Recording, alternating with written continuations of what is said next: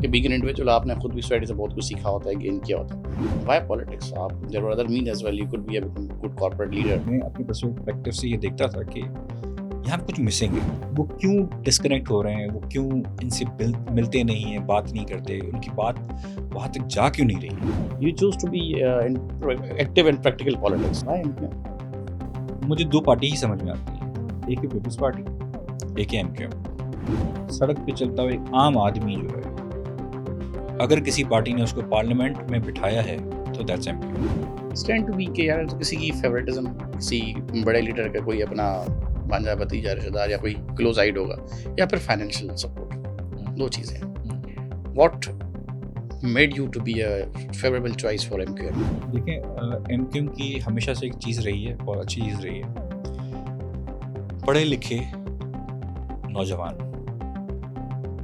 Priority पर आए। आप बीइंग अ पाकिस्तानी, मतलब माइग्रेशन भी हुई, लोग आए, हिजरत भी हुई, हिजरतें वहाँ से भी हुई, यहाँ से भी। Do you find any difference being a Pakistani? कभी आपको ऐसा लगा कि यार मेरे साथ कोई इम्तियाजी सलूक करता जा रहा है?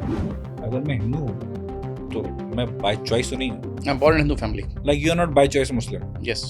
The first thing you should do is be a good human being.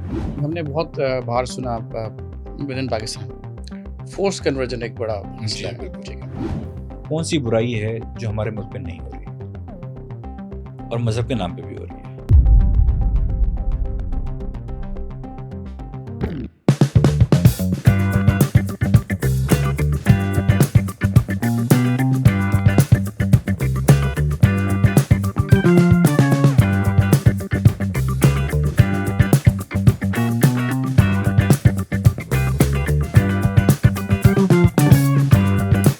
अस्सलामुअलैकुम। आदिल कास्ट का आज का एपिसोड आपके लिए इस तरह से भी बहुत ख़ास होने वाला है क्योंकि हमने आज तक जितने भी पॉडकास्ट किए हैं उनमें से हमने तकरीबन हर जमात की नुमाइंदगी अपने प्रोग्राम्स में आपको दिखाई, उनकी बातें बताई, उनके विजन, उनके मिशन पे भी आपसे उनसे बातें आपको सुनवाई और हमसे सवालात भी किए, चुभते सवाल भी किए। लेकिन अब आज जो मेरे मेहमान मेरे साथ मौजूद है वो पाकिस्तान में माइनॉरिटी कम्युनिटी को रिप्रेजेंट करते हैं। ना सिर्फ उनका ताल्लुक माइनॉरिटी से है बल्कि वो एक अवामी शख्सियत भी है और एक सियासी जमात के रुकन सूबाई असम्बली भी हैं। उनका ताल्लुक MQM पाकिस्तान से और इस वक्त सूबा सिंध की असम्बली में वो रुकन की हैसियत से मौजूद है। वो अपनी कम्युनिटी की नुमाइंदगी भी कर रहे हैं। इसके साथ साथ वो एक तालीम याफ्ता नौजवान है और उनका जो अबूर है वो उमूर नौजवानान कह लूँ या टेक्नोलॉजी की बातें कर लूँ या जो एक चीज़ जो आज के दौर के नौजवानों की ज़रूरत है उस पर खासी वो गिरफ्त रखते हैं। आए आपकी मुलाकात करवाते हैं। अस्सलाम वालेकुम महेश साहब, कैसे हैं? वालेकुम सलाम। सबसे पहले सर आपका बहुत बहुत शुक्रिया, आपने अपना पहला पॉडकास्ट हमें दिया। It's sir an honour for Adil cast. It's an honour for me कि आपने मुझे इनवाइट किया, आपने इस लायक समझा कि आपने मुझे इनवाइट किया। Thanks for being here. Sir something कुछ अपने बारे में आप बताएं क्योंकि ज़ाहिर है आप बहुत रिसेंट अपने पॉलिटिक्स वगैरह ज्वाइन की है, आवाम के साथ आपकी ज़्यादा शायद इंटरेक्शन ना भी हो। कुछ अपने बारे में बताएं अदर देन पॉलिटिक्स के महेश क्या है? बड़ा मुश्किल सवाल है और स्पेशली आई डोंट नो, मुझे हमेशा लगता है कि अपने आप को डिफाइन करना मुझे थोड़ा और बड़ा एम्बैरेसिंग सा फील होता है। तो मैं चलो फिर भी कोशिश करता हूँ। महेश कुमार हासीजा मेरा नाम है और मैंने अपनी जो इनिशियल तालीम थी वो हैदराबाद से, कॉलेज, यूनिवर्सिटी, मास्टर्स मैंने हैदराबाद से किया। Then I went to England, वहाँ पे मैंने डबल मास्टर्स की डिजिटल मीडिया में और फिर वापस आ गए कराची में आके फिर हमारी जो फैमिली थी उसका कंस्ट्रक्शन बिजनेस, फैमिली हमारा कंस्ट्रक्शन का बिजनेस है, वो मैंने ज्वाइन किया। फिर आगे चलते चलते मेरा जो एक दिली पैशन था वो था थोड़ा मीडिया और क्रिएटिव साइड पे। मेरी स्टडीज़ भी उसमें थी, कंप्यूटर साइंस और डिजिटल मीडिया में। तो वो फिर मैंने अपने दोस्तों के साथ वेंचर स्टार्ट किया, बिल्कुल एक छोटी लेवल पे स्टार्ट किया, फिर आहिस्ता आहिस्ता माशाल्लाह वो आज भी कायम दायम में चल रहा है वो। तो एक तरीके से आप समझ लें कि मेरी दो पर्सनैलिटीज़ हैं। I try to keep it separate. एक मेरी नॉन पॉलिटिकल साइड है जिसमें मैं दोस्तों के साथ और फैमिली के साथ वैसे ही हूँ जैसे मैं पहले था, और एक मेरी पॉलिटिकल साइड है। और मैं इन दोनों को इतना सेपरेट रखने की कोशिश करता हूँ कि मेरे ओथ उठाने की भी आई थिंक 5-6 महीनों तक मेरे कई दोस्तों को पता नहीं था कि मैं पॉलिटिक्स में आ चुका हूँ, मैं MPA बन चुका हूँ। तो जब मैंने अपनी ज़िंदगी की पहली स्पीच अपने अपने प्रोफाइल पे शेयर की थी, not on the my political page, तो कई लोग के मैसेजेस आए कि यार ये कब हुआ, and why politics, you are in a creative field, तुम्हारा क्या वास्ता पॉलिटिक्स है। तो I try to keep them separate to you know कि मैं अपनी जो एक सैनिटी होती है उसको बरकरार रखने के लिए मुझे ज़्यादा बेहतर लगता है कि यार मैं दोनों को अलग अलग रखूँ। जो पॉलिटिक्स की साइड है वो पर्सनल लाइफ में उसको इंटरफेयर ना करे, और जो मेरी पर्सनल लाइफ में एक मेरी एक फ्रीडम होती है, एक आप कह लें कि एक कैजुअलनेस होती है दोस्तों के साथ, फैमिली के साथ, वो वैसी रहे जैसी थी। तो आई ट्राई माई सेल्फ कि यार किसी तरीके से दोनों की, क्योंकि देखें आजकल पॉलिटिक्स का भी कुछ पता नहीं चलता, आज है कल ना हो, ऐसा ही है, बुरा वक्त आते हुए देर नहीं लगती, बिल्कुल और सही हमारा सही। आते हुए भी देर नहीं लगती। तो कम से कम जो मेरी एक अपनी लाइफ है वो अनटच्ड हो, वो किसी मुतासिर भी ना तरीके हो। से मुतासर ना हो रही हो, ताकि if tomorrow for any reason और by my choice if I go back, तो मुझे ना एक वो फील ना हो कि यार आई एम मिसिंग समथिंग, और ये चीज़ मैं उससे दूर हो चुका हूँ अपनी पर्सनल लाइफ से, कि अब मुझे दोबारा उसको रीगेन करने में टाइम लग रहा है। तो I try to keep both parallel, बिल्कुल अलग अलग, और मेरे अपने जो सोशल मीडिया प्रोफाइल्स भी हैं वो भी दोनों हर चीज़ में अलग हैं। My Facebook, my Instagram, my TikTok and everything. Political अलग हैं, पर्सनल अलग हैं, तो दोनों पे कोशिश करके नाम भी थोड़े से डिफरेंट रखता हूँ ताकि लोग ना पहचाने या थोड़ा सा डिफरेंशिएट कर डिफ्रेंशिएट ना लें। कर सकें। तो ये चीज़ है, और पॉलिटिक्स को हम देखते तो हर कोई है, क्योंकि देखिए पाकिस्तान में रह के आपकी मेन एंटरटेनमेंट क्या है खाने पीने के अलावा? मीडिया। मीडिया। आप ड्रामों से ज़्यादा, मूवी से ज़्यादा आप जो मोस्टली कंटेंट कंज्यूम कर रहे होते हैं वो है talk shows. Political talk talk shows. Shows. ठीक है, मेरा भी यही है। तो शौक रहा है देखने का, तो हमेशा रहा था, सुनने का भी हमेशा रहा था। चांस मिल गया एक जगह पे तो मैंने कहा why not, let's try this. अब बहुत कुछ लिया है इस मुल्क से, कोशिश करते हैं कुछ वापस भी कर सकें, कुछ मैं अपनी कैपेसिटी में अपनी जो मेरी अपनी ऑब्जर्वेशन रही है बीइंग अ नॉर्मल सिटीजन, कोशिश करता हूँ मैं कुछ वापस दे सकूँ इस सोसाइटी को, इस कम्युनिटी को, इस मुल्क को। तो दिस इज़ माय वे कि मैं उसको जितना ऑनेस्टी से उस चीज़ को मैं वापस दे सकूँ। तो I am trying my best. So if you want to pay back to society, ठीक है, आपकी सोशल एक कॉर्पोरेट सोशल रिस्पांसिबिलिटी, एक आपकी पर्सनल सोशल रिस्पांसिबिलिटी भी है कि बीइंग एन इंडिविजुअल आपने खुद भी सोसाइटी से बहुत कुछ सीखा होता है, गेन किया होता है। Why politics? आप there were other mean as well, you could be a good corporate leader, आप सर वो यू तो कुड है हैव ना, good return to back society. वो तो है ना। देखें मल्टीपल बिजनेसेस में एंगेज हैं, तो जो उस तरीके से हम दे सकते हैं वो दे रहे हैं, लेकिन जो चीज़ें हम देखते हैं और सवाल करते हैं कि यार कोई कुछ कर क्यों नहीं रहा इस मुल्क के लिए, सोसाइटी के लिए, या इस कम्युनिटी के लिए, तो सवाल हम करते हैं, जो उनके जवाब होते हैं वो इतने सेटिस्फैक्टरी नहीं रहे कभी, जो हमारे रिप्रेजेंटेटिव हमेशा से रहे हैं। मैं थोड़ा सा इसको नैरो डाउन कर लेता हूँ अपने स्कोप को, कि जैसे माइनॉरिटीज़ के जो भी रिप्रेजेंटेटिव शुरू से हमने देखे हैं, मैं 2012 से उनके साथ किसी न किसी कैपेसिटी में एंगेज रहा हूँ। हमारी एक एनजीओ भी है, उनके साथ भी हम जो कम्युनिटी के इश्यूज होते हैं वो देखते हैं। बीइंग अ वॉलंटियरली मैं कभी फोरफ्रंट पे तो नहीं रहा, लेकिन पीछे से नज़र आते हैं सारे मसले, हमारी आंखों के सामने होते हैं। तो उसमें मुझे हमेशा एक चीज़ फील होती रही कि जो हमारे रिप्रेजेंटेटिव्स बैठे हुए हैं इन पार्लियामानी इदारों में, पार्लियामेंट में, वो कुछ कर क्यों नहीं रहे? दे हैव द पावर, लेकिन वो चीज़ नज़र क्यों नहीं आ रही हमें? तो अगर आप आज भी हमारी कम्युनिटी में से या क्रिश्चियन कम्युनिटी में से, जो भी नॉन मुस्लिम कम्युनिटी पाकिस्तान में रहती है, सिंध में रहती है स्पेसिफिकली, अगर आप उनसे सवाल पूछेंगे तो आपको यही कहेंगे यार हमें नज़र नहीं आते ये लोग, हम कांटेक्ट नहीं कर पाते इन लोगों से, ठीक है ना। तो जो हमने एक बीच में एक एनजीओ बनाई थी, ऑर्गेनाइजेशन बनाई थी, उसका मेन पॉइंट ये था कि कोऑर्डिनेट कर सके अवाम और उनका नुमाइंदा। पार्लियामेंटेरियंस के बीच में. Why do we need a third party to make that contact? We should be accessible to everyone. Yes. Why do we need a organization to make a contact between me and a regular person? ठीक है ना, जो अवाम है, जो मुझे vote तो नहीं दे रही, लेकिन हाँ मैं उसको रिप्रेजेंट तो कर रहा हूँ ना. मेरी जिम्मेदारी तो फिर भी उसी कम्युनिटी की तरफ है. मुझे हमेशा बीइंग अ रेगुलर पर्सन, या मैं अपने पर्सपेक्टिव से ये देखता था कि यहाँ पे कुछ मिसिंग है. वो क्यों डिस्कनेक्ट हो रहे हैं, वो क्यों इनसे मिलते नहीं हैं, बात नहीं करते, उनकी बात वहाँ तक जा क्यों नहीं रही है, देख भी रहे हैं तो पहुँच नहीं रही है. तो जो मेरी अपनी ऑब्जर्वेशन थी वो यही थी कि जो हमारा सिस्टम है इलेक्शन का, वो रिजर्व सीट का सिस्टम है.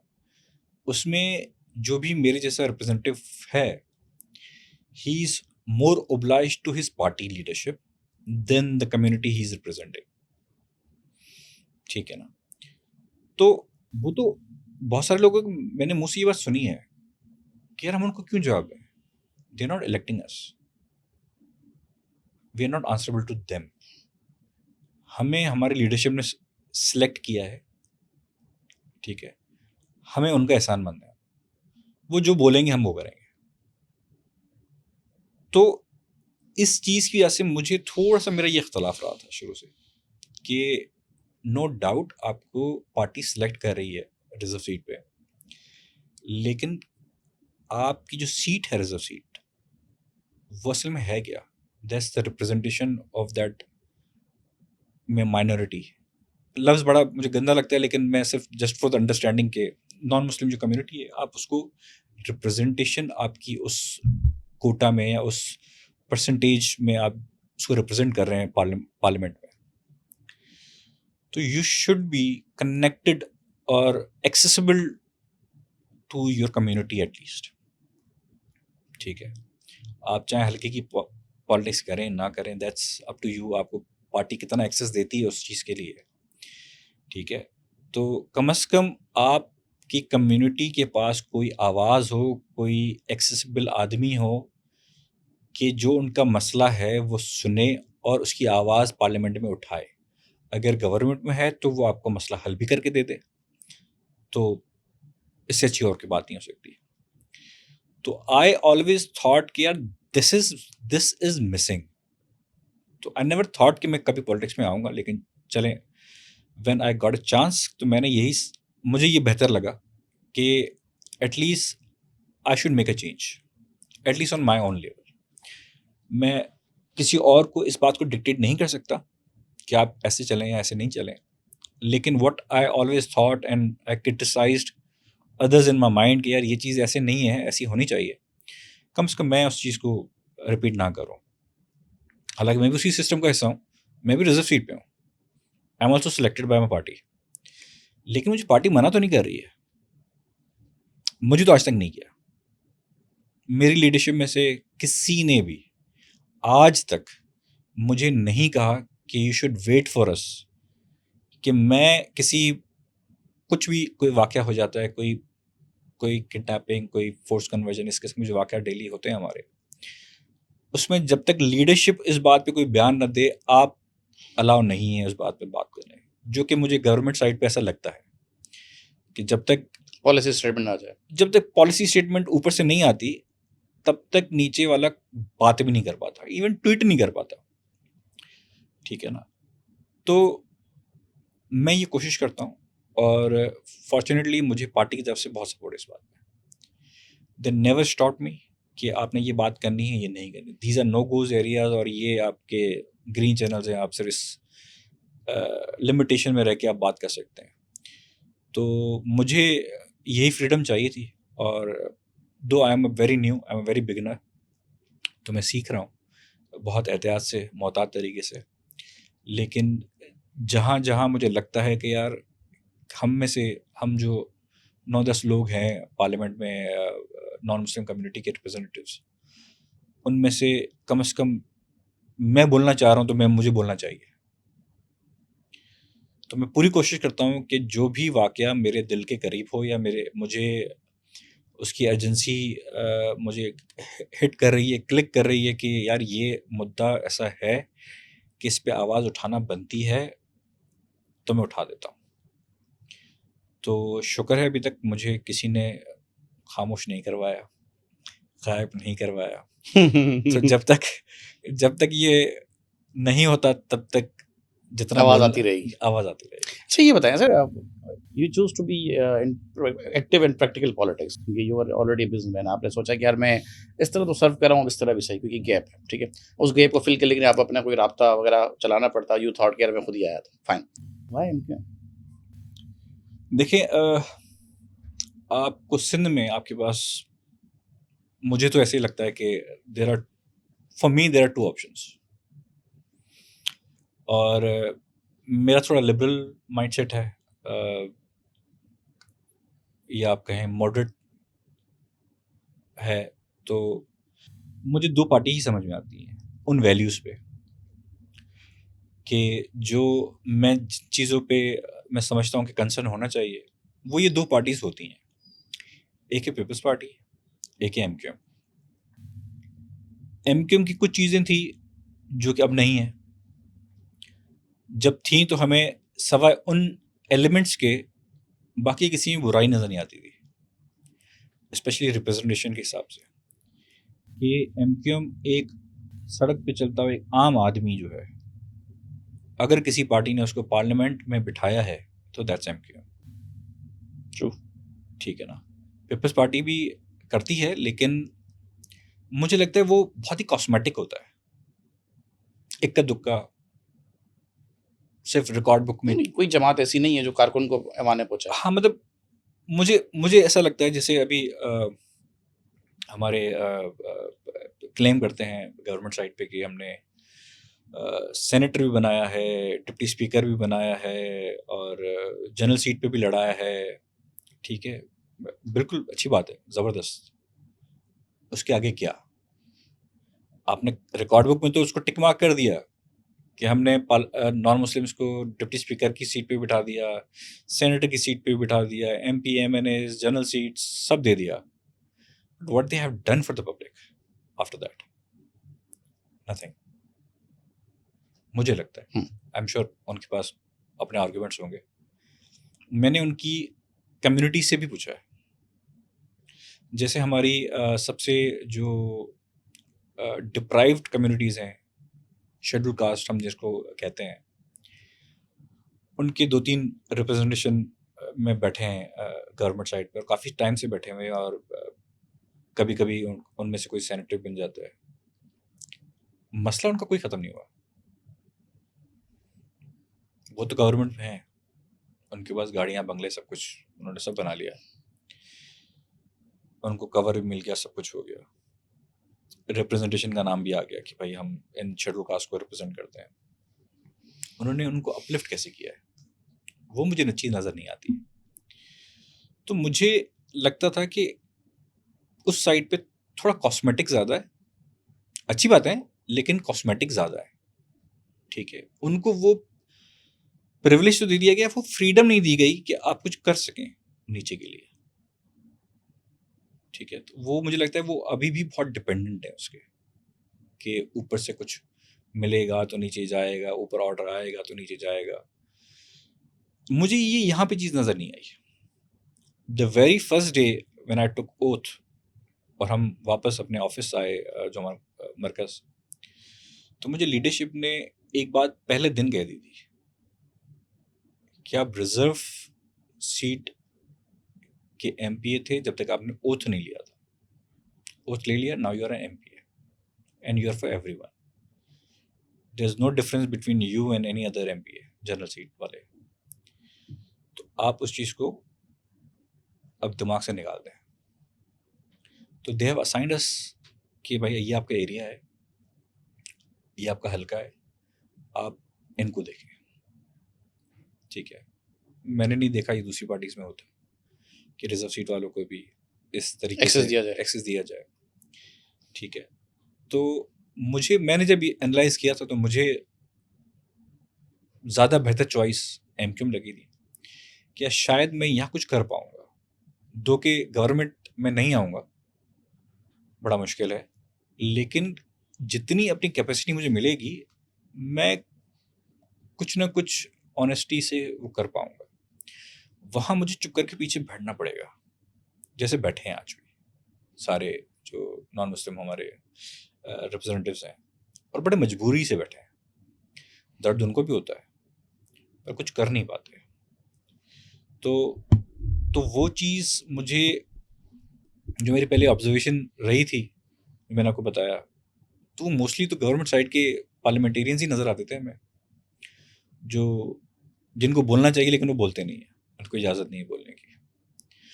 तो इस वजह से मेरा डिसीजन था कि एमक्यूएम, और एज अ बिगिनर अपोजिशन में मेरी जो लर्निंग होगी वो गवर्नमेंट में नहीं हो सकती।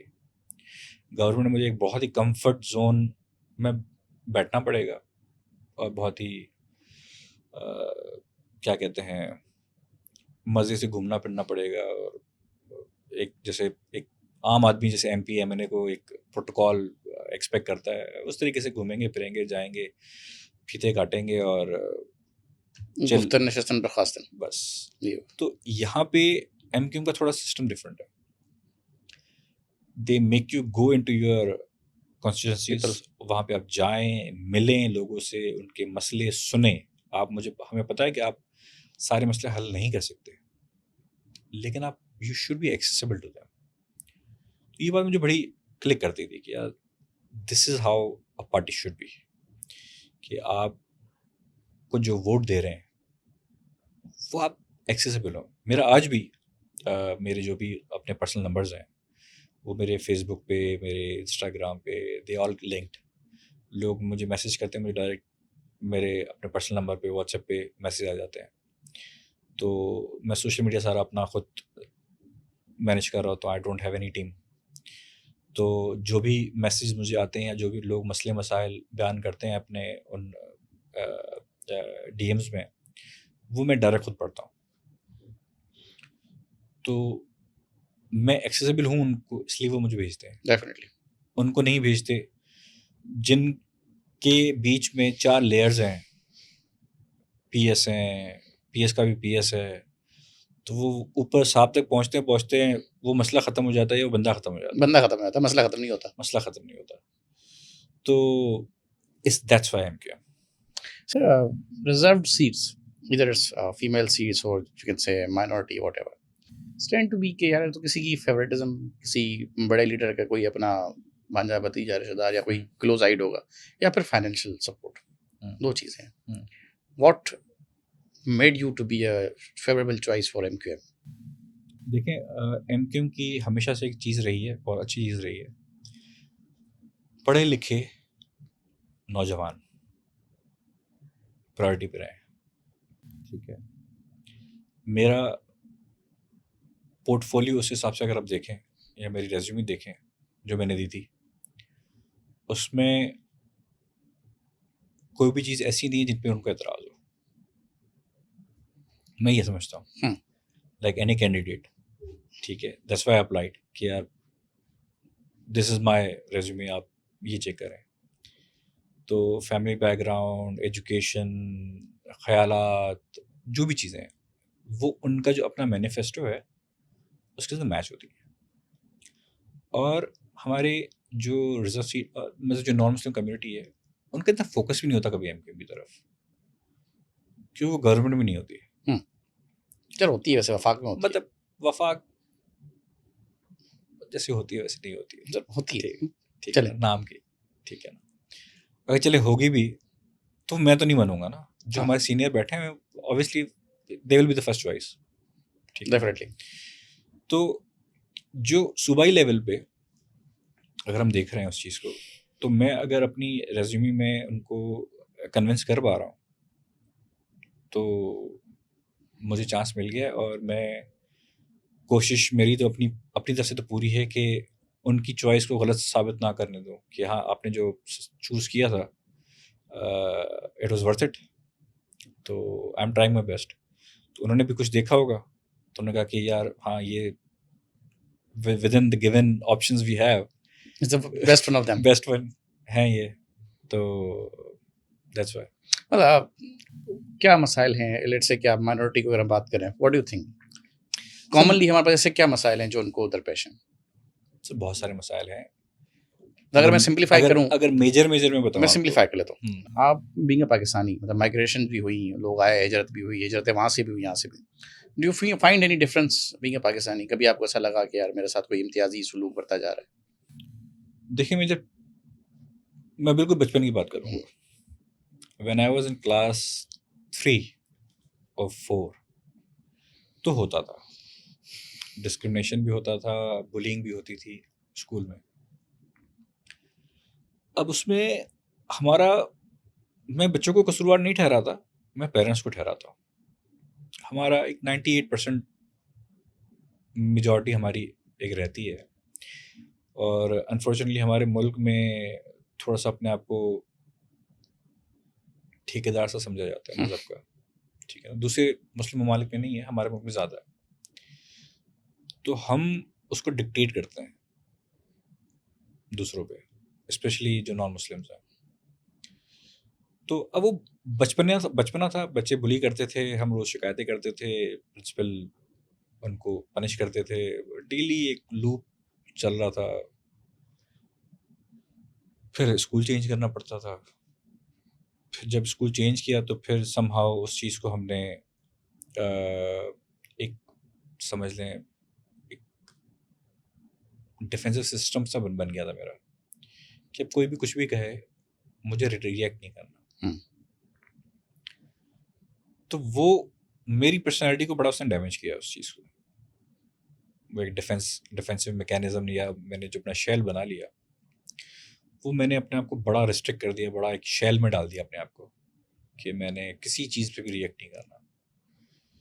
तो वो चीज़ मुझे आगे जाके व्हेन आई ग्रो अप, तो मुझे मेरे दोस्तों ने, कुछ अपने जो करीबी थे दोस्त, उन्होंने मुझे थोड़ा इस बात पे समझाया कि यार दिस इज़ टू मच। मतलब हमें पता नहीं चलता कि तुम पत्थर की तरह हो गए हो। अच्छी बुरी बात जो भी होती है, we don't see any reaction from you. Then I realize, then I worked on my self, उसको थोड़ा सा बेहतर किया कि नहीं यार, जो भी मेरे अपने हैं, दे डिजर्व कि मैं उनसे एक्सप्रेसिव रहूँ, ठीक है। तो मुझे, मेरे दिल में एक ये चीज़ रही थी कि इस चीज़ को ख़त्म होना चाहिए हमारे मुल्क में, कि हम मज़हब की बुनियाद पे क्यों करते हैं बुरी। ठीक है, आपका जो है, आपको सही लगता है आप फॉलो करें, कोई मसला नहीं है। Why you pushing others? उसका जो भी है, उसको अल्लाह ने ही वहाँ पैदा किया है।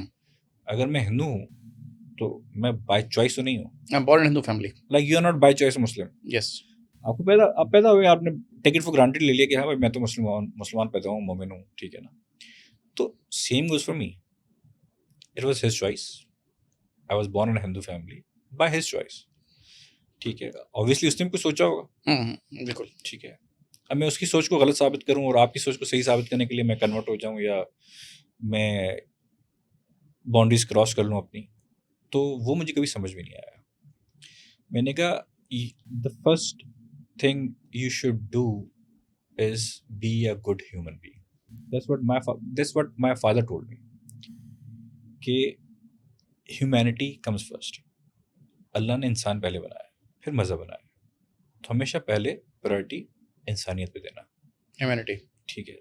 तो that's why for me religion always come second, always. I don't follow any specific religion, ठीक है। इसी रीजन की वजह से मैं अपने आप को, I always keep my self open.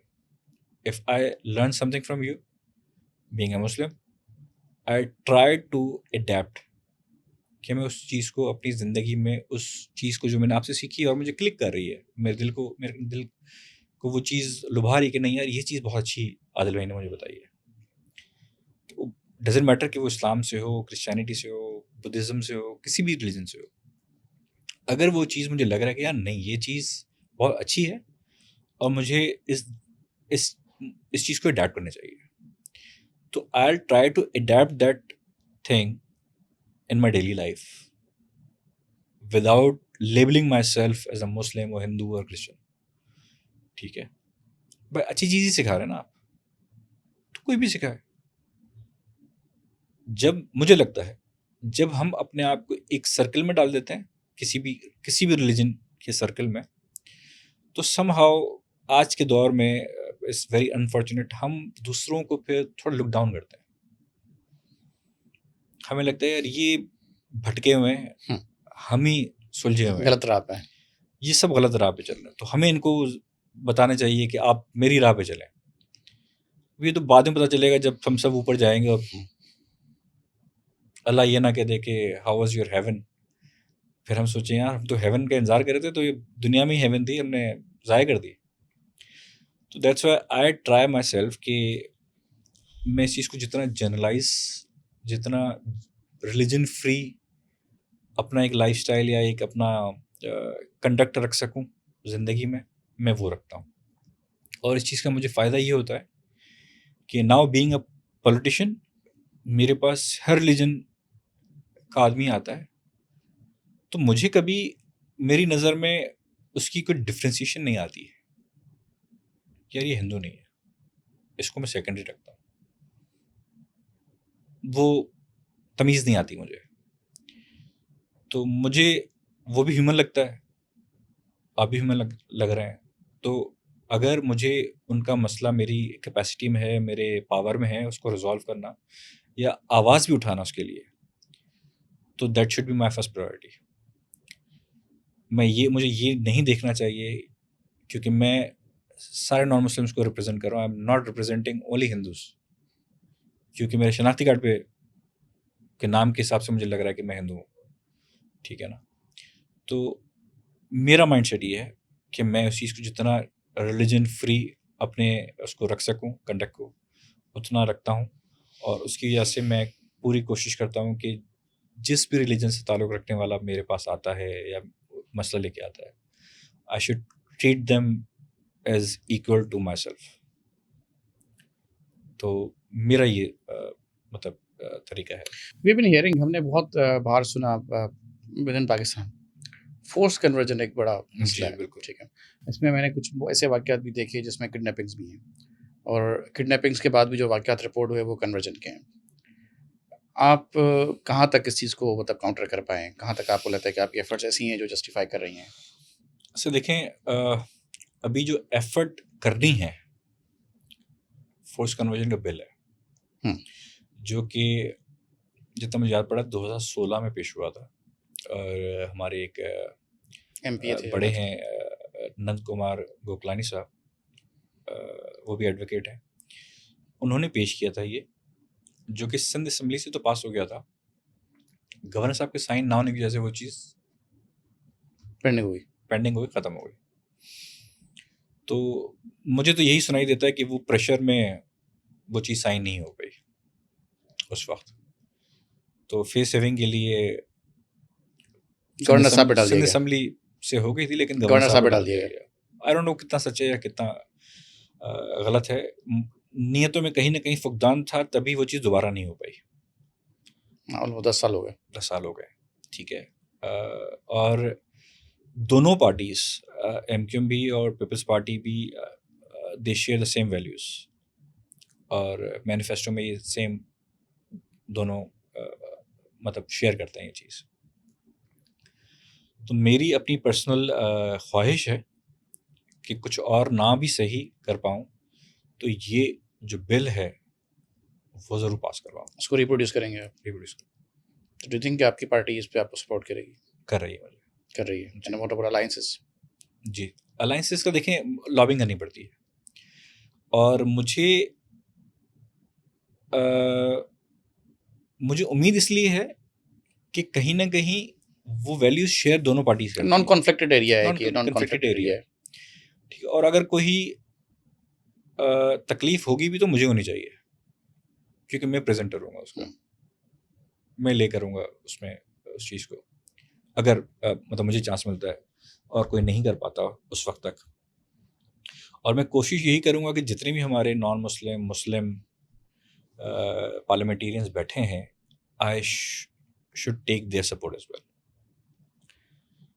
और उसमें जो भी कंट्रोवर्शियल चीज़ें थी पहले, अगर कोई थी, ठीक है, उन चीज़ों को हम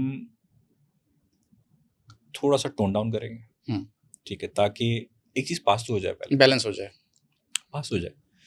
पास होने के बाद हम आगे जाके अगर उस चीज़ को थोड़ा रिफाइन कर लेंगे, थोड़ा इम्प्रूव कर लेंगे उस चीज़ को वक्त के साथ साथ, जैसे हर कानून के साथ होता है, तो वो हम फिर वक्त के साथ करेंगे उसको। लेकिन मेरी पहली ख्वाहिश ये है कि उस चीज़ को मैं ज़रूर लेके आऊँ। और मैं जो अपने पीपल्स पार्टी के दोस्तों के साथ भी डिस्कस करता हूँ और एमक्यूएम के साथ भी करता हूँ, तो हर कोई एग्री तो करता है कि हाँ, ये आना चाहिए, क्योंकि ये इस वक्त का सबसे हॉट टॉपिक है for non Muslim community living in Sindh, especially Sindh इसलिए क्योंकि मैंने जो कुछ स्टडीज़ पढ़ी हैं उसके हिसाब से 70% केसेस जो पाकिस्तान में हो रहा है they belong to Sindh. Sindh. Sindh में भी दो तीन एरियाज़ हैं जहाँ पे ये चीज़ ज़्यादा है। तो वहाँ पे अब वो कवर कहाँ करते हैं इन चीज़ों को, कैसे कर पाते हैं? वो करते हैं मोस्टली चाइल्ड मैरिजेस के थ्रू। मेजर जो चंक है जो फोर्स कन्वर्जन का, वो होता है उन बच्चियों का जो माइनर है, और उनको कन्विंस करना भी इजी है, उनको बहलाना फुसलाना भी इजी है। तो बाकायदा स्लीपर सेल्स हैं जिनका काम यही है, उन्होंने फैक्ट्री खोली हुई है, ठीक है, तो वो उनका काम ही यही है। अभी रिसेंटली एक वाकया हुआ था शहजादपुर में, जिसमें एक ही घर के 4 बच्चे थे और वो शहजादपुर से भागे, कराची में उनको पुलिस ने ट्रेस किया। तो फैमिली ने कांटेक्ट किया था हमें, तो मैं गया था वहाँ पे, मैं भी गया था, मेरे जो कुलीग हैं मेरी पार्टी में अनिल कुमार, हम दोनों साथ गए थे वहाँ पे। तो वहाँ पे जो सबसे बड़ी जो लड़की थी उनकी, मैंने उनसे 1-2 सवाल पूछे थे कि बेटा आप की कहानी क्या है, मतलब व्हाट हैपेंड। हमें तो बताया गया कि आप भागने की बात नहीं, लेकिन आप गुम हो गई हैं, यू आर किडनैप्ड। तो आपका पर्सपेक्टिव क्या है, आपकी कहानी क्या है, you should tell me by yourself. तो उसने बताया कि ये मेरे जिन पे एफआईआर कटी हुई थी वो वहीं पे बैठे हुए थे, वो टीचर थे उनके, 8 साल से वो उनको कोई ट्यूशन वगैरह पढ़ाते थे। तो सब्जेक्ट कोई और पढ़ने जाती थी वो, उन्होंने साथ साथ जन्नत में प्लॉट बुक कर लिया कि एक बच्चा करूँगा तो 250 गज मिलेगा, 4 कर लेता हूँ तो 1000 गज तो मिलना चाहिए, ज़रा बड़ा होगा तो वहाँ पे गार्डन होगा, पूल होगा। मज़ा आएगा। तो उन्होंने एक ही घर के 4 बच्चे कन्वर्ट कर लिए। पहले एक को किया, एक ने दूसरे 3 अपने बहन भाइयों को कन्विंस किया। अब उनमें से 2 एडल्ट थे, 2 माइनर थे, ठीक है। हम अपने घरों में अपने बच्चों को इतना रिस्ट्रिक्ट करते हैं because they are not adults. हम नेटफ्लिक्स या ओटीटी चैनल्स जो भी होते हैं वो उनके सामने प्ले नहीं करते कि कब क्या कोई ऐसी चीज़ आ जाए जो बच्चों के देखने के लिए नहीं हो। लेकिन इस मुल्क में उनको मज़हब बदलने की इजाज़त मिल जाती है कानूनी तौर पे, और जुडिशरी भी कुछ नहीं कर पाती। अब उसी उनको कोर्ट में जब पेश किया गया तो कोर्ट ने ऑर्डर दिया कि जो 2 एडल्ट्स हैं they should go wherever they want, आप you are free to go, आप एडल्ट्स हैं, आप कन्वर्ट हो गए, it's your choice, fine with us, कोई मसला नहीं है। अगर कंसेंशुअल एक चीज़ हो रही है और बाय चॉइस हो रही है और उन्होंने पढ़ लिख के उस चीज़ को समझ के अगर कन्वर्ट हुई है तो we are okay with it, हमें उस चीज़ पे कोई एतराज़ नहीं है। लेकिन जब 2 माइनर बच्चे, उनका टीचर कन्वर्ट कर रहा है उनको, और वो 3 साल पहले कन्वर्ट हो चुके हैं, जब भागे हैं वो 3 साल पहले कन्वर्ट हो चुके थे। तो जो सबसे छोटा बच्चा था उसकी उम्र उस वक्त 13 साल थी, तो मतलब when he was 10 he got converted. तो 10 साल का बच्चा एक रिलीजन जैसी चीज़ वो इतना समझ गया कि उसने उस पर फैसला भी कर लिया, और इवन कोर्ट पुश कर रही है उनके पेरेंट्स को कि अगर आप उसको रिवर्ट करने की दोबारा कोशिश करेंगे अपने बच्चे को, जिसको ना शादी करने की इजाज़त है, ना सिगरेट पीने की इजाज़त है, ना ओटीटी पे कुछ देखने की इजाज़त है, कोई भी लीगल काम वो नहीं कर सकता इस मुल्क में सवाए कन्वर्जन के। ठीक है, अगर आप उसको वापस हिंदुइज्म की तरफ वापस रिवर्ट करेंगे तो आप पे 1 करोड़ रुपए का फाइन होगा पर चाइल्ड, पर चाइल्ड। ये कोर्ट की मतलब डिसीजन था।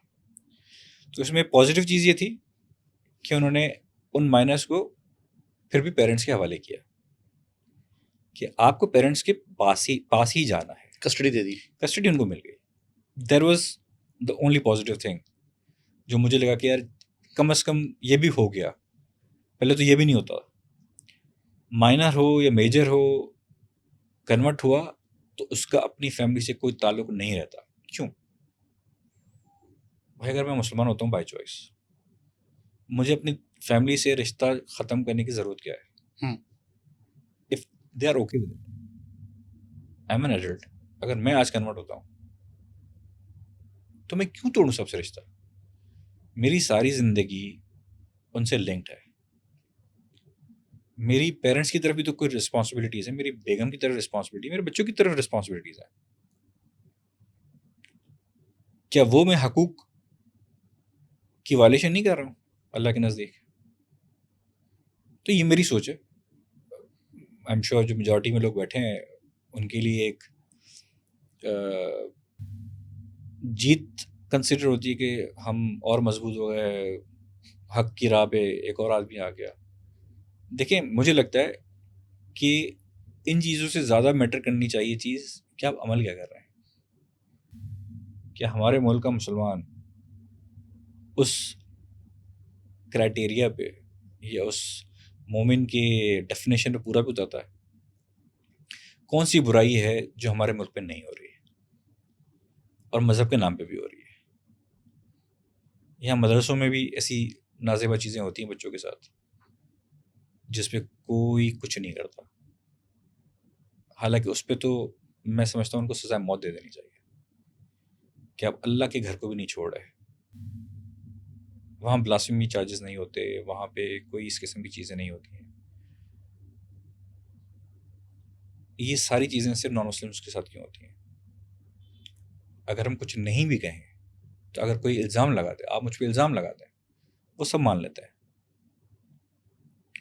सारी ज़िंदगी मेरी ईमानदारी के, मेरी सच्चाई के आप मिसालें देते फिरेंगे मेरे पड़ोस में कि मैं इससे अच्छा आदमी कोई नहीं है, बड़ा शरीफ आदमी है, ये है XYZ। लेकिन कोई मुझ पर गलत इल्ज़ाम लगा दे तो आप देर नहीं करेंगे कि मुझे मारने में कि तुमने ये गुस्ताखी कैसे की। मुझे लगता है कि इस मुल्क में रहने वाला कोई भी नॉन मुस्लिम इस किस्म की गुस्ताखी करने का सोच भी नहीं सकता, सोच भी नहीं सकता। एक तो वो सोचना भी नहीं चाहेगा क्योंकि देखें कम से कम मेरे मज़हब में गुस्ताखी वाली वो नहीं है। हमारा को एग्जिस्ट की तरफ थोड़ा ज़्यादा होता है कॉन्सेप्ट कि आपका जो मज़हब है, आप यू आर इंडिविजुअल, आप अपनी अपनी बाउंड्रीज में जो करना है आप करें। मैं एक ही घर में हम सारे जो मेंबर्स हैं, अगर हम चाहें हम अपने अपने माइंडसेट के हिसाब से, अपने अपने दुनियावी गुरु और फ़िरके के हिसाब से हम अपने आप को बांट सकते हैं। हमें कोई मना नहीं करता क्योंकि मैं दूसरे फ़िरके की भी उतनी इज़्ज़त कर रहा होता हूँ जितना वो मेरी फ़िरके की इज़्ज़त कर रहा होता है। तो हमें कभी दूसरे को बुरा कहने की ज़रूरत ही नहीं पड़ती क्योंकि मुझे आपको नहीं लाना अपने फ़िरके में। मुझे ये कभी सिखाया ही नहीं जाता कि आपने दूसरे को ऐड ऑन करना है, भर्ती करना है, ठीक है ना? उसको दावत देनी है आपने कि आप हक में हैं। हमें नहीं सिखाया जाता। हमें किसी भी हमारे हिंदुइज़्म के एटलीस्ट फ़िरके में तो कोई ये मैंने तो आज तक नहीं देखा जी। अब आप जो चीज़ें देखते होंगे वो पॉलिटिकल थोड़ी इंडिया से आपको नज़र आती होंगी, लेकिन बाय रिलीजन ये चीज़ें नहीं है। तो हमें कभी किसी को कहने की ज़रूरत ही नहीं पड़ती। अगर मैं being born in a Hindu family, I don't follow Hinduism या एनी रिलीजन, तो मुझे तो मेरे बाप ने कभी नहीं कहा कि तुम ऐसे क्यों कर रहे हो, मंदिर चलो, पूजा करो। आज तक ज़िंदगी में नहीं कहा उन्होंने मुझे। इट्स योर चॉइस, आपकी अपनी फ्री विल है, आपको जो ठीक लगता है आप वो करो। दूसरे को तकलीफ नहीं होनी चाहिए आपसे। तो हमें तो सिखाया ही जाता है कि आपने कोएग्जिस्ट करना है दूसरे के साथ, even with in a family. हमारे घर में 2 फ़िरके हैं, मेरे वाले साहब का अलग है, मेरी वालदा का अलग है। नेवर सीन कि किसी ने किसी दूसरे फ़िरके को इंसल्ट किया हो। तो मेरी तरबियत परवरिश ऐसी है, तो आई एम श्योर दूसरे भी जो हैं वो भी ऐसे ही सोचते हैं। वो इस मुल्क में रह के ये गुस्ताखी की सोच भी कैसे कर सकते हैं। तो यहाँ पे तो मैंने देखा है मेजॉरिटी जो इस किस्म के केसेस होते हैं वो मुसलमानों पे हो रहे होते हैं, ब्लैकमेलिंग में हो रहे होते हैं।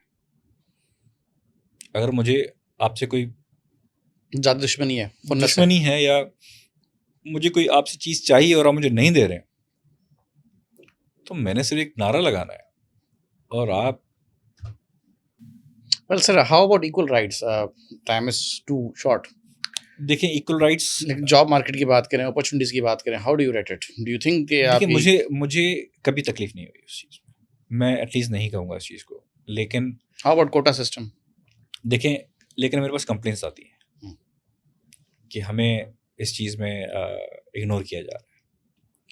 मुझे नहीं हुई, लेकिन मैं अपने आप को कंसिडर भी नहीं करूँगा एज एग्जाम्पल। मैं फिर भी एक प्रिविलेज फैमिली से, तो मैं अफोर्ड कर सकता था। मैंने अच्छे स्कूल, कॉलेजेस, यूनिवर्सिटीज़ में मैंने पढ़ा, बाहर जा सकता था, मैं बाहर चला गया। लेकिन जो एक उमरकोट मीरपुर खास का एक लड़का है, वो ये चीज़ अफोर्ड नहीं कर सकता। तो वही सारी चीज़ें देखता है और उसके साथ डिस्क्रिमिनेशन कहीं ना कहीं हो भी रही होती है। लेकिन ये थोड़ा जनरल सिस्टम है हमारा, मतलब ये मैं स्पेसिफिकली नहीं कहूँगा कि कोई नॉन मुस्लिम्स के साथ नाइंसाफ़ी हो रही है, ये तो आपके साथ भी हो रही है। आपसे कोई ताकतवर होगा, वो आपकी सीट ले जाएगा। हमारी जो मेजॉरिटी जो मसले हैं वो लॉ एंड ऑर्डर के, पर लॉ एंड ऑर्डर के जो मसाइल हैं वो मेरे भी उतने ही जितने आपके हैं। रोड पे आपको भी उतना ही डर लगता है जितना मुझे लगेगा। True. स्नैचिंग का आपको भी उतना ही डर लगता है जितना मुझे लगता है। तो वो तो नहीं पूछता कि यार हिंदू हो तो तुमसे छीनूंगा या नहीं छीनूंगा मोबाइल। तो जो हमारा कोटा बनता भी है ना, उस कोटा में हमारा लॉ एंड ऑर्डर में भी कोटा बनता है। तो जो बुरे हालात आप फेस कर रहे हैं उसका 5-10% जो मैं मांग रहा हूँ वो मुझे भी तो मिलेगा ना। मैं उससे तो अपने आप को स्टेशना नहीं दे सकता। ऐसे ही है। नहीं, ना ही मुझे कोई अमेंडमेंट ये स्टेशना लेने देगी कि जो नॉन मुस्लिम्स हैं उनको आप कुछ ना कहें, जो इन मांगते जाएं इनको देते जाएं। तो वो मेजॉरिटी जो इस किस्म के मसले मसाइल हैं वो लॉ एंड ऑर्डर के, वो सबके साथ है, सिर्फ मेरे साथ नहीं है। वो उसमें आप भी उतना ही सफ़र करें, शायद मुझसे ज़्यादा सफ़र कर रहे हैं। हमारे मुसलमानों के बहुत सारे ऐसे फ़िरके हैं जो हमसे ज़्यादा बेचारे डिप्राइव्ड हैं और हमसे ज़्यादा वो बेचारे बुरे हालात में हैं। बिल्कुल है। ठीक है, हमारी कम्युनिटी तो फिर भी एजुकेटेड है और वेल ऑफ है।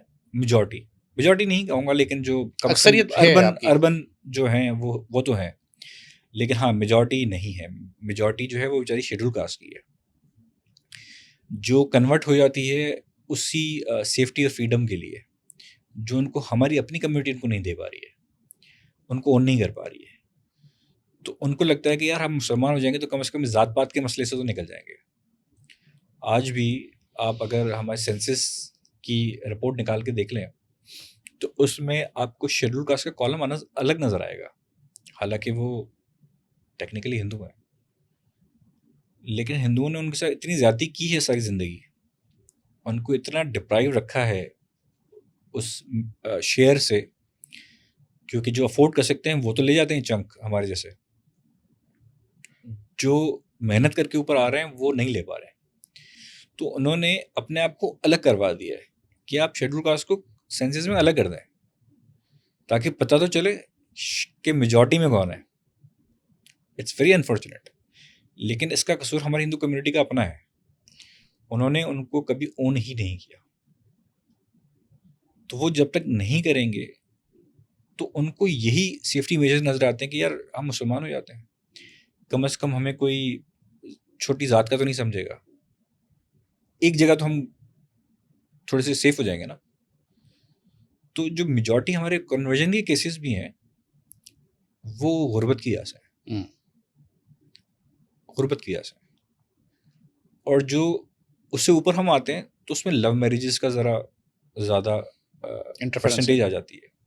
अब लव मैरिज में भी एक डिबेट ये है कि ये हकीकतन लव मैरिज है, किसने किसको कायल किया, ये भी डिबेट है। किसने किसको कायल किया। अब इसमें जो पैटर्न, जो अलार्मिंग पैटर्न होता है, अगर लव मैरिज में अगर आपको नजर आए कि लड़के भी हो रहे हैं लड़कियां भी हो रही हैं, हर एज ग्रुप में हो रहा है इंसान कन्वर्ट, तो फिर तो इंसान समझा लेता है अपने आप को कि नहीं यार चलो ठीक है, they are adults, that's fine. अब पैटर्न ये होता है कि मोस्टली कन्वर्जन केसेस में माइनर लड़कियां होती हैं, बहुत ही माइनर नेग्लिजिबल सा एक परसेंटेज अब बढ़ने लगा है, क्योंकि करने वालों ने भी, जाहिर है वो भी स्टडी करते होंगे इस चीज़ को, उनका बिजनेस है, तो वो भी ये देखते होंगे कि यार शिकायतें क्या आ रही हैं, मतलब काउंटर आर्गूमेंट क्या है। काउंटर आर्गूमेंट ये आ रहा है हमारे यहाँ कि यार लड़के क्यों नहीं होते, तो हमने लड़कों को भी कवर करना शुरू कर दिया है ताकि इस आर्गूमेंट को भी ख़त्म कर दिया जाए कि यार लड़के नहीं होते। लेकिन आपको एक पैटर्न नज़र आता है, हर एक दौर जो चल रहा होता है, आज भी जो चल रहा है, उसमें आप अगर सारे केसेस उठा के देखेंगे तो उसमें आपको मेजॉरिटी जो लड़कियां नज़र आएंगी और वो भी माइनर नज़र आएंगी। तो जब आपके पास चाइल्ड मैरिज एक्ट है तो वो उस पर अप्लाई क्यों नहीं होता। हिंदू की लड़की अगर कन्वर्ट होती है तो उसकी शादी माइनर से भी जायज़ कैसे हो जाती है। अगर मुसलमान की लड़की भाग की शादी करती है तो उसकी अखबार में भी न्यूज़ आ जाती है कि ये पकड़े गए, चाइल्ड मैरिज का केस था, हमने लड़के को सज़ा दे दी, ये कर दिया। आपको नॉन मुस्लिम का नज़र नहीं आएगा कि उन पर चाइल्ड मैरिज एक्ट लागू हुआ, पकड़े गए, सज़ाएं हुई। मैंने तो नहीं सुना, आपने सुना हो तो मुझे please correct me. Unfortunately little not. ठीक है ना, प्लीज़ करेक्ट मी अगर आपने सुने हो ऐसे केसेस। तो मैंने जितने नंबर्स देखे हैं और जितने मैंने केसेस की डिटेल्स पढ़ी हैं, biggest chunk is of minor girls, despite the fact हमारे पास चाइल्ड मैरिज एक्ट 2014 से अप्लाई हो चुका है। आज भी हमें उन पेरेंट्स को बताना पड़ता है कि अगर कोई कंप्लेन आती है हमारे पास कि यार हमारी लड़की नहीं मिल रही, हफ्ता हो गया, 2 हफ्ता हो गया, तो प्लीज़ कुछ करें।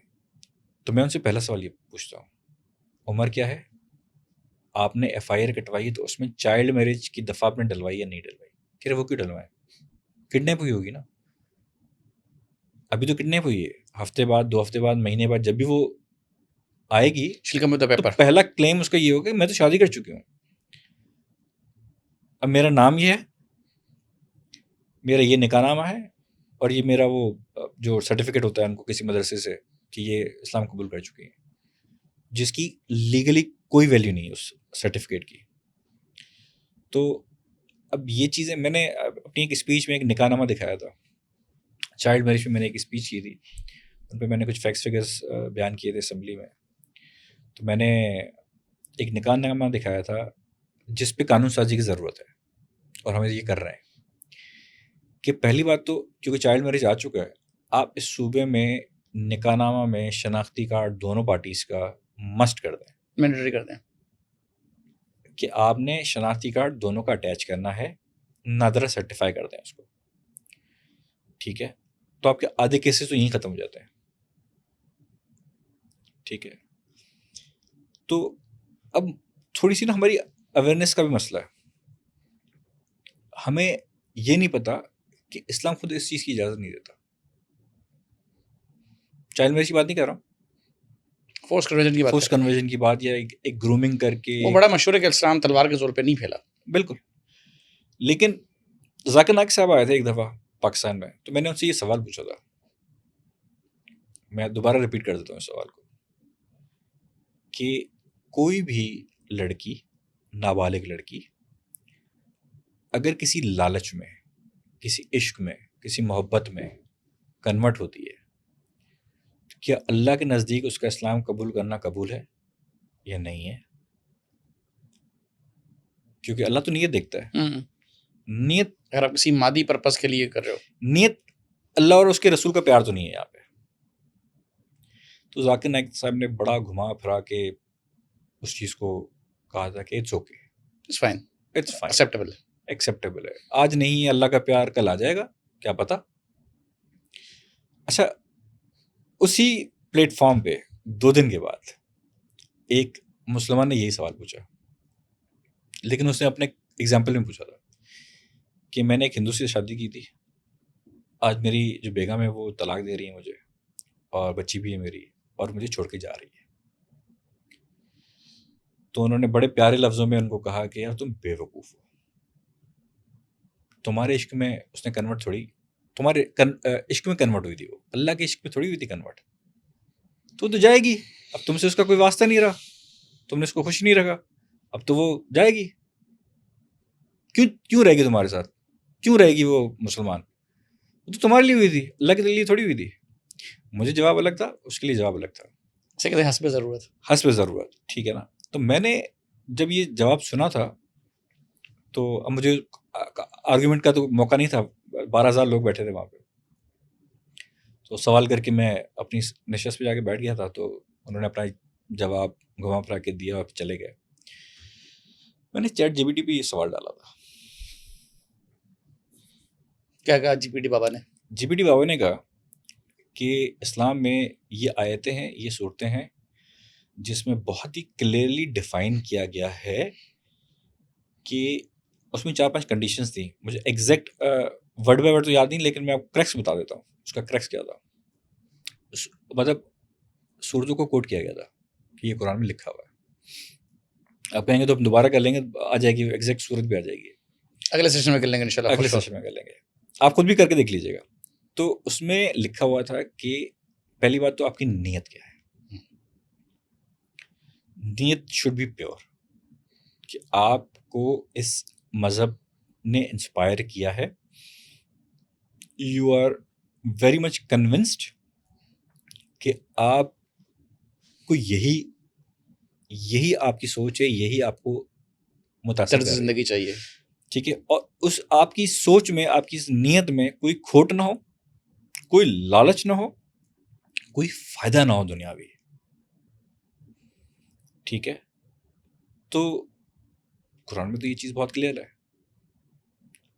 कि आप किसी को भी ग्रूम करके, बहला फुसला के, सिर्फ शादी करने के लिए, एक जो कागजी कार्रवाई है इस मुल्क की कि यार मुसलमान की शादी मुसलमान से ही होगी, या अहले किताब जो होगी, वो सिर्फ उसको पूरा करने के लिए आप उसको कन्वर्ट कर रहे हैं।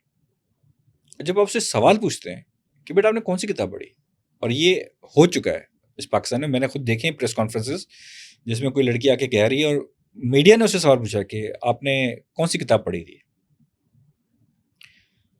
आपको किस चीज़ ने मुतासिर किया, तो उनके पास जवाब नहीं था। तो जो शाहजहाँपुर की लड़की से भी जो मैंने सवाल पूछे थे, तो उसके पास भी एंड में कोई जवाब नहीं था। मैंने कहा कंपेयर आप किससे कर रहे हो, ठीक है अंडरस्टूड, आपको, आप एडल्ट हैं, you have right to convert और व्हाटएवर यू वांट, जिस मजहबी में आप जाना चाहें।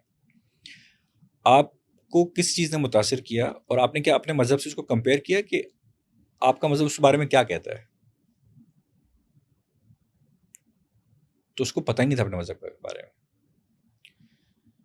ये हमारा एक सब प्रॉब्लम है कि हमारी कम्युनिटी की जो अपनी औलाद, जो हमारी बच्चे हैं, जो छोटी हमारी नई जनरेशन आ रही हैं, हम उनको अपने मजहब की तालीम ही नहीं दे पा रहे। हाँ, they have no thought of school. ठीक है ना। मैं खुद स्कूल में पढ़ा तो मैंने इस्लामिया चूज़ किया था, हालांकि आर्टिकल 22(1) जो हमारे पाकिस्तान का आइन है, वो ये कहता है कि हर नॉन मुस्लिम को कोई ऑब्लिगेशन नहीं है कि वो इस्लामिक इस्लामिक पढ़े, ठीक है। जो उसका मज़हब है, जो उसकी किताब है, उसको स्कूल में भी वही पढ़ानी चाहिए। ये हमें आइन इजाज़त देता है, हमें ये तहफ़्फ़ुज़ देता है। क्या हुआ है ये आज तक? नहीं हुआ। तो इस पे मैंने कॉल अटेंशन डाली थी, और मैंने जो हमारे एजुकेशन मिनिस्टर साहब हैं, सदा शाह साहब, तो मैंने उनसे रिक्वेस्ट की थी इस पे कि हम 78 सालों से उस आइन की शिक की खिलाफ वर्जी कर रहे हैं, आपने एक एक सब्जेक्ट दे दिया है अखलाकियात के नाम से बच्चों को पढ़ाने के लिए, क्या जिसको नहीं पढ़ना वो ये पढ़ ले। तो आप क्या ये कह रहे हैं कि अखलाकियात की ज़रूरत सिर्फ नॉन मुस्लिम्स को है इस मुल्क में, आपको नहीं है? तो ऐसा क्यों? ये तो जनरल सब्जेक्ट होना चाहिए, आप सबको पढ़ाएं, मुझे भी पढ़ाएं, आप उसको भी Ethics पढ़ाएं। should be for all. It should be for all, why me only? ठीक है ना? क्या आप अखलाकियात पढ़े पढ़ाए आ रहे हैं? तो ये बात उन्होंने एग्री किया। और दूसरी बात कि हमें राइट हमारा आइन दे रहा है, आप बीइंग एजुकेशन मिनिस्टर आप इसको कैसे मेक श्योर करेंगे कि वो जो अखलाकियात की किताबें हैं वो जनरल किताबें हैं, अच्छी अच्छी खूबसूरत बातें लिखी हुई हैं, अच्छी कहानियाँ लिखी हुई हैं, उसमें सबक आमूज चीज़ें लिखी हुई हैं। मैंने सारी किताबें लेके मैंने पढ़ी अपनी स्पीच से पहले, क्लास 1 से 8 तक मैंने सारी किताबें लेके मैंने उसको गो थ्रू किया, और फिर मैंने स्पीच में उनको ये बात कही कि बातें तो वो अच्छी लिखी हैं लेकिन थे जेनरिक। मेरे मज़हब का इससे क्या वास्ता? मेरा बच्चा इस्लामियात पढ़े, मुझे कोई इतराज़ नहीं है, मैंने अपने बच्चे को भी अलाउ किया था। लेकिन जब मैंने उसके टीचर की एक दो बातें ओवरहर्ड की, क्योंकि उसका कोविड था तो ऑनलाइन क्लासेस हो रही थी बच्चों की, तो मुझे लगा यार ये थोड़ा सा गलत डायरेक्शन में जा रही है चीज़। एक क्लास 1 का टीचर बच्चे को ये कह रहा है कि you are not allowed to say God, you should only say Allah. मेरे लिए बीइंग अ हिंदू मेरे लिए थोड़ा अलार्मिंग हो जाता है। आप उसको समझाने के लिए कह सकते हैं कि यार आप उसको भगवान भी कहेंगे तो वो you are addressing the same divine thing, Power. ठीक है ना? आप गॉड भी कह सकते हैं, क्योंकि देखिए उसकी क्लास में क्रिश्चियन भी है, मुस्लिम भी है, हिंदू भी है, तो आप थोड़ा सा उसको जनरलाइज कर देना। It's a introduction to a religion. आप मदरसे में नहीं है, आप कराची के बहुत ही बेहतरीन स्कूल में है, one of the top school, उसमें अब आप अगर बच्चे को टोक रहे हैं और कह रहे हैं कि ना बेटा ना, don't say God, God is a wrong word, you should say Allah, तो बच्चा क्या कंफ्यूज नहीं होगा? घर में उसको कुछ और एड्रेस करने के लिए टर्म दिया जा रहा है, क्लास में कुछ और दिया जा रहा है, जनरली हम अंग्रेजी में गॉड ही कहते हैं, तो वो तो बच्चा कंफ्यूज हो गया। तो उसके बाद मैंने फैसला किया कि नहीं, मुझे वो चीज़ नज़र नहीं आ रही उस टीचर में कि ये वो एक अच्छी चीज़ उसको सिखा पाएगी। उस मज़हब की किताब में जो अच्छी चीज़ें लिखी हुई हैं वो भी शायद कहीं ट्रांसलेशन में गलत ना हो जाए जिस तरीके से वो पढ़ा रही है। तो मैंने उसका सब्जेक्ट चेंज करवाया, मुझे कोई शौक नहीं था। और उसी बच्चे के साथ उसी के क्लास फेलो ने उसको कहा बेटा कलमा पढ़ो, उसने पढ़ लिया। मुझे भी 6 कलमे याद थे स्कूल में, मुझे भी इस्लामियत में हाईएस्ट मार्क्स मिलते थे, तो मेरे बेटे ने भी पढ़ लिया। उस बच्चे ने सारे स्कूल में ये फैला दी बात कि मुसलमान हो गए, अब इसको अखलाकियत पढ़ने की ज़रूरत नहीं है, he should come to our इस्लामियत क्लास। प्रिंसिपल ने सुनी बात, उसको कहीं ओवरहर्ड तो हुई, तो उन्होंने बुला के बच्चों को समझा के उसको क्लेरिफाई कर दिया। मैंने प्रिंसिपल से कहा कि आपको पेरेंट्स से बात करनी चाहिए, बच्चे वही करेंगे जो वो घर में देखेंगे। What they are taught to. अब अनफॉर्चुनेटली हमारे हर घर में यही सिखाया जाता है कि यार यही सही है और दूसरों को आपने इसी डायरेक्शन में लगाना है। मेरी अपनी सोच है और मैं इस चीज़ को कानून साजी के थ्रू भी उस चीज़ को आगे एड्रेस करने वाला मेरा इरादा है कि हम हमारे सिंध में, हमारे सूबे में एक ऐसा सब्जेक्ट होना चाहिए जिसमें हम सारे मज़ाहिब जो इस मुल्क में एग्जिस्ट करते हैं, सारे मज़ाहिब, उसका एक नॉन बायस्ड इंट्रोडक्शन तो होना चाहिए, ताकि you being a majority Muslim brother, आपको मुझसे पूछने की ज़रूरत ना पड़े कि आप इंडिया से क्यों आए या कब आए। आपको पता होना चाहिए कि हम आपसे भी पहले के नेटिव्स हैं यहाँ के।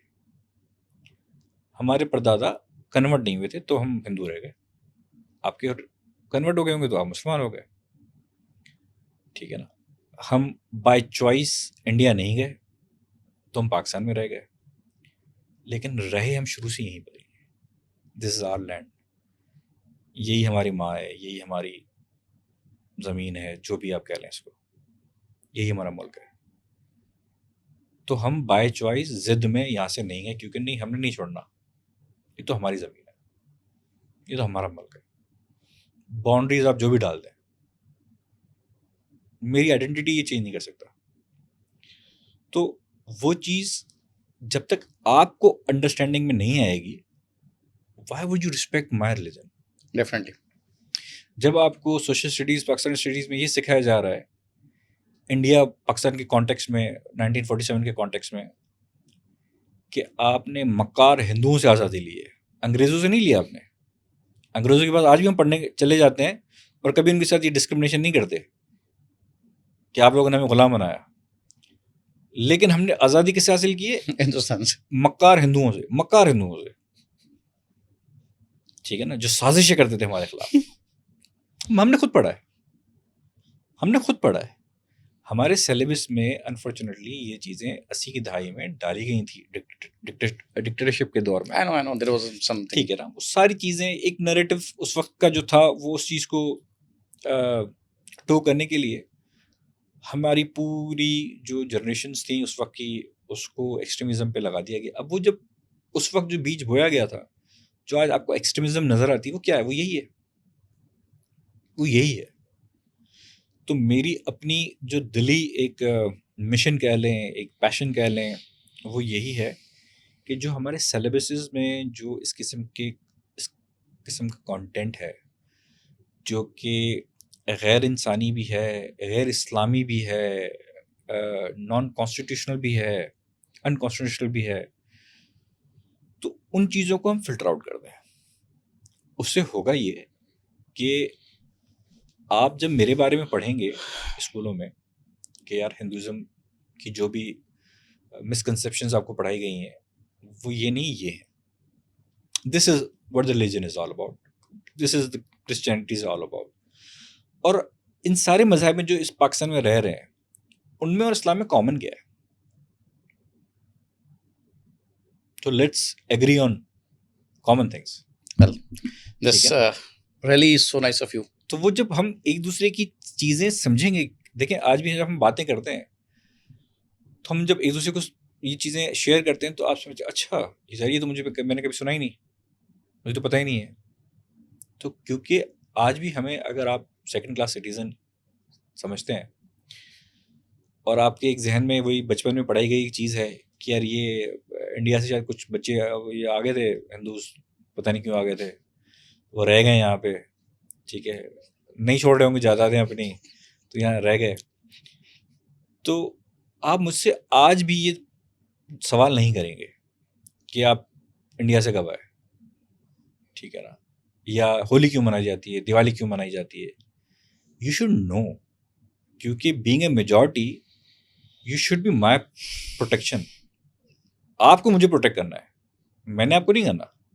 मैं तो कमज़ोर माइनॉरिटी हूँ, आप मेजॉरिटी में हैं। 98% अगर आप इस मुल्क में हैं और आपका मज़हब भी ये कहता है, आपका आइन भी ये कहता है, तो यू शुड बी प्रोटेक्टिंग मी। मुझे इस चीज़ को बैक करने की ज़रूरत नहीं पड़नी चाहिए। और सारे मज़ाहिब का आपको पता होना चाहिए, जो पता नहीं है। तो मेरी सोच ये है कि हमें अपने मेजॉरिटी मुस्लिम बहन भाइयों को ये चीज़ें सिखानी पड़ेंगी। तो जो हमने मिसकंसेप्शन जो डाले हुए हैं दूसरे मज़ाहिब के लिए, वो थोड़े से क्लियर आउट होंगे और वो उस चीज़ की तरफ आएंगे कि यार नहीं यार, ये भी हमारे ही हैं, हमारी तरह ही हैं, हमारी तरह ही खाते हैं, पीते हैं और काम करते हैं, कंट्रीब्यूट करते हैं इस मुल्क के लिए आज भी, ठीक है, आज भी इस मुल्क के लिए कंट्रीब्यूट कर रहे हैं। तो वी शुड रिस्पेक्ट देम और we should give them that freedom और एक प्रोटेक्शन जो ये डिज़र्व करते हैं। Well that's really nice of you. मेरे साथ टाइम मेरा ख्याल है बहुत कम है, लेकिन आपके साथ बातें जो है वो बहुत ज़्यादा हो सकती हैं। मैं अभी भी अपने तमाम सवालात नहीं कवर कर पाया। डेफ़िनेटली मैं आपके साथ एक और सेशन रिक्वेस्ट करूँगा, क्योंकि I had very much in my mind. कुछ और बहुत सारे सवालात हैं जो आपकी कम्युनिटी से स्पेसिफिकली रिलेट करते हैं। उसके अंदर हम बहुत से ऐसे मौज़ू हैं जिस पे हम नेशनल लेवल पे बात कर सकते हैं, सूबाई पे बात कर हुँ, सकते हैं, and that yet need to be covered. आप बहुत ही हलीम और शफ़ीक इंसान हैं। I really love to hear you. इंशाल्लाह आपसे दोबारा मुलाकात होगी। बहुत शुक्रिया। Thank you so much. I I can only say कि जिस शफ़ीक और हलीम अंदाज़ में एमपीए साहब ने जो बातें की हैं, मेरा ख़्याल है कि मुझे उनकी बातों पे कोई कमेंट करने की ज़रूरत नहीं है। The positivity, the positive energy he has, ये अगर इंसानों के दिल-दिमाग में सरायत कर जाए, तो जो बैनुल मज़हब हम आहंगी जिसे आप कहते हैं ना कि वो अ, इंट्रा रिलिजन हार्मनी जिसको डेवलप करने की ज़रूरत बात बात हो रही होती है, वो कोई इतना बड़ा मौज़ू बन नहीं जाता, रह नहीं जाता, कोई इतना बड़ा मुश्किल सब्जेक्ट नहीं जाता कि इंसानियत जो है वो फले-फूले ना और एक-दूसरे के लोग काम ना आ सकें। इजाज़त चाहूँगा। अल्लाह हाफ़िज़।